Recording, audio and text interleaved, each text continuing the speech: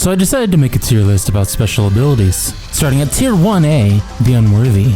Sigma and Vinculum have low success rates and stats. Going through the trouble to affix them would be a waste of energy. Modulator have medium stats with an 80% success rate on 3 copies, but given how rare they are, their value in a proper affixing plan are low. Flicked and Alter series are weak in stats. They usually drop without other useful special abilities, so including them into any affixing plan will take an unfair amount of work, like the Modulator. Tier 1B, the Imbalanced. Ability 3 has low stats and an unfair work amount. Factory series from episode 4 also have extremely bad stats, as well as a 50% success rate on 3 copies. Much like ability 3, the amount of work required isn't worth the end result. You either have to isolate these tier 1 special abilities and compress the other ingredients, or you spend massive effort to compress them with other ingredients. Don't consider these special abilities into your plan at all costs. Tier 2, the low budget. All Resist 3 is similar to ability 3 in the making process, but instead of 45 in attack and defense stat, you get 9% damage reduction, as well as another 9% reduction on all elemental damage. You can take this into consideration if you think you can handle the affixing work.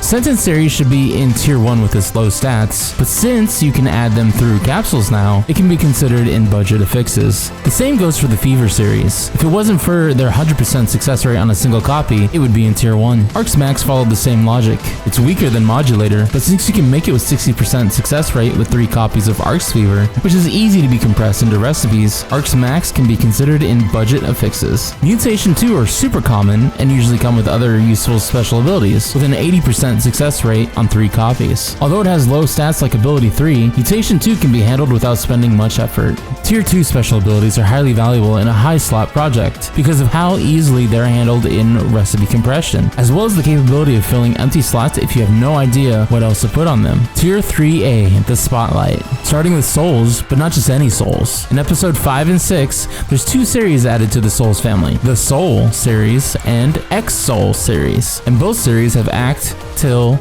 Maggie, and Ares variations. The Soul series has a 40% success rate on 3 copies and will not naturally drop, so we all know which one is superior. X-Soul series has an 80% success rate on 3 copies and usually drop with other valuable special abilities in high slot numbers. The coverage on all the stats as well as how common they drop are what makes them so popular. Like the X-Ares Soul with 50 HP, just go straight for it unless you have something else on your mind. Reverie from episode 5 is also a good pick for mid-tier affixes with a 50% success rate on 3 copies, boosted to 70% with a Fabulous Soul or Historia Soul. High boost with Demerit is one of its famous traits, allowing multiple specialized builds. The most popular one is a Persona Reverie for all attacks in exchange of all defense. Glare from episode 6 are extremely good picks for an endgame with their defensive stats and a 50% success rate on 2 copies, boosted to 70% or 80% with Divine Will or Divine Order. Since only weapons have Divine Will and Divine Order, units are stuck at 50%, where Boost Week is the only time to get this done with no risk to free-to-play players. Boost series including Noble,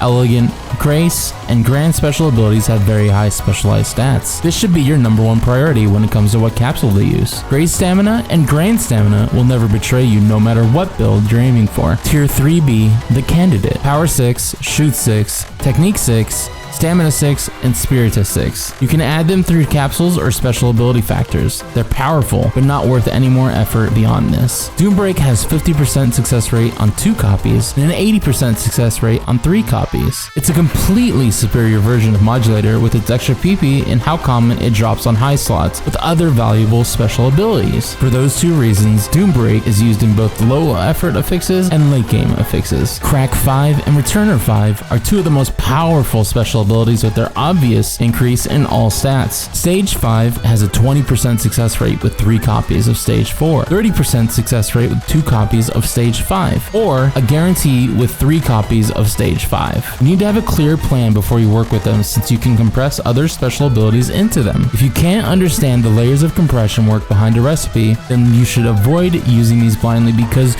you will mess it up for real. And I've seen more than enough people suffering in that frustration and confusion. It's not fun, and you have been warned. Lesser 5 are weaker versions of Stat 6 and have the complete same success rates as Crack and Returner on their 5 stages. EV series are similar to the Boost series, made into 6 combinations from the Lesser 5 special abilities for 50% success rate. You can have 1 EV for each attack stat, so you can stack EV Power HP, EV Shoot HP, and EV Technique HP for a total of 35 all attacks and 180 HP. Tier 3 special abilities are the best ones in the town, and you should have heard of them if you've stuck around the affixing community for a while. A late game recipe should consist mostly of Tier 3A special abilities, while filling or replacing some slots with Tier 3Bs. Tier 3B special abilities take more planning and compression work. However, they only take up 2 to 3 fodder space and are able to be compressed with other things in the same fodder. Tier 4, the 4 Horsemen. They're very famous, and you should have heard of them at least once before you worry about your affixes. These 4 Horsemen are Astral Soul, Ether Factor, Mana Reverie, and Absolute Glare. They're like the master of their race, beating everything in the same series. Astral Soul increases all stats with a nice balance, Ether Factor being the only special ability within the Factor series that could rival the modern special abilities with its balanced stats, low HP, and high PP.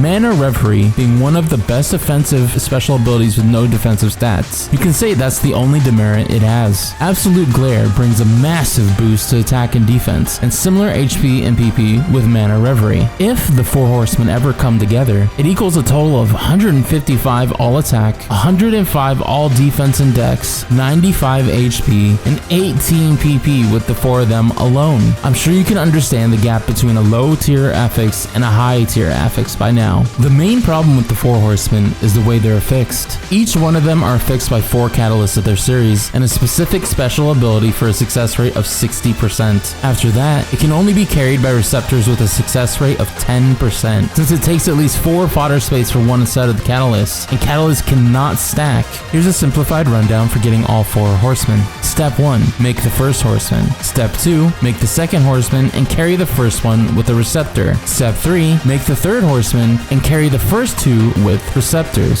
Step 4, you guessed it, make the 4th Horseman and carry the first 3 with receptors. But of course, if you can't find gear with 3 receptors, then ability transfer the 3 Horsemen and use a capsule of the last Horseman. If you don't have a capsule of your 4th Horseman, then just give up on the idea of getting all 4 of them. This recipe structure that you're seeing here is very common, because any recipe related to one of the 4 Horsemen will be using this structure. Instead of getting all 4 Horsemen, you can change the left part with Tier 3A special abilities, as well as putting Tier 3B special ability ingredients on the right. Your ability to improvise the material is the key here. For example, if you got units with X Ares Soul and Crack 5, then you can put any Tier 3B ingredients under the catalyst. Or, if you find units with both Exacore Glare and Doombreak 3, then you swap the position for a little bit to make a comprehensible recipe. Tier 4 is the furthest you'll ever go if you really want to make endgame equipment, but just in case you're looking for the best of the best, here's the last tier. Tier 5, the Joker. There's only one special ability in this tier, and that is Guardian Soul. I'm sure there's plenty of videos on YouTube about the Guardian Soul, and this is not one of those videos. So instead of wasting your time, here's my description of Guardian Soul.